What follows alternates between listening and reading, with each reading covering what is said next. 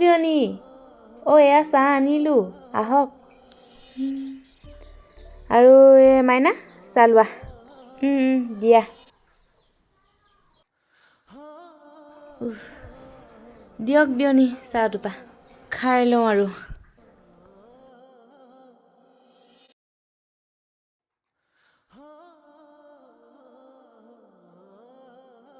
পিছে মাইনা, তোৰ আৰু জোঁৱাই কাপোৰ কেইটামান বাহিৰত ধুম বুলি উলিয়াই থৈ আহিছিলোঁ।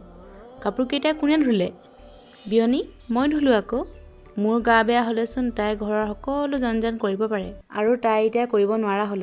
তাইৰ কামবোৰ মই কৰি দিব নোৱাৰিমনে? বিয়নী, আপুনি?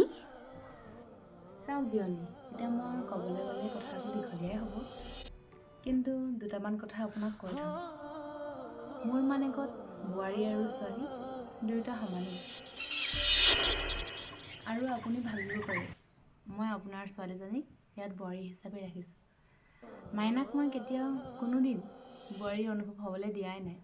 তাইক মই সদায় মোৰ ছোৱালী নিচিনাকৈ থৈছোঁ। আৰু আপোনাৰোচোন বোৱাৰী আছে, আপুনি জানেইচোন এজনী বোৱাৰীক কেনেদৰে থ'লে মানে তাই সুখী অনুভৱ কৰিব পাৰে। মা, আপুনি এনেকুৱা এজনী জেদী আৰু অহংকাৰী মানুহক বুজাই আছে, যিয়ে নিজৰ বাহিৰে আন কাৰো কথা চিন্তা নকৰে, আনকি তেওঁ নিজৰ বোৱাৰীয়ে কি সেয়াই বুজি নাপালে।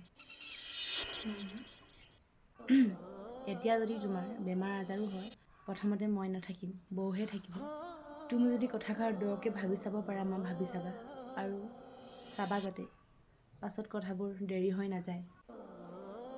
বিয়নী, মাইনাই বহুত হেঁপাহত নিজৰ ঘৰখনলৈ যায়, আৰু যদি আপুনি আৰু আপোনাৰ বোৱাৰীক তাই মিলাপ্ৰীতি নেদেখে, তেতিয়া তাইৰ মনত কমটি দুখ পায়নে? হয় বিয়নী, মই এজনী অহংকাৰী আৰু জেদী মাতৃ আছিলোঁ, আৰু মই এতিয়া বুজি উঠিছোঁ যে মই মোৰ বোৱাৰীৰ লগত যিবোৰ কৰি আহিছিলোঁ বা কৰি আছোঁ, বহুত ভুল কৰি আছিলোঁ। তাইকো এতিয়া মই মোৰ নিজৰ সন্তানৰ দৰে মৰম কৰিবলৈ চেষ্টা কৰিম, আৰু মই আজিয়ে যামগৈ, কাৰণ তাইওতো মাতৃ হ'বলৈ ওলাইছে। আৰু এজনী মাতৃয়ে যদি আন এজনী মাতৃৰ দুখ কষ্ট বুজি নাপায়, কোনে বুজিব?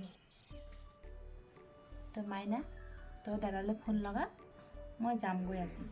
তাক মাতি দে আৰু মোক লৈ যাবলৈ ক। কবি যে মোৰ বৌলৈ বহুত মনত পৰিছে বুলি।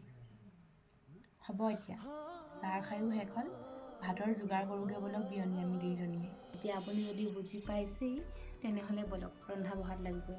আপুনি যাম বুলি কৈছে যেতিয়া যাবগৈ আৰু আজি, তো ভাতকেইটা ভালকৈ আজি সুখেৰে খাই বৈ ব'লক।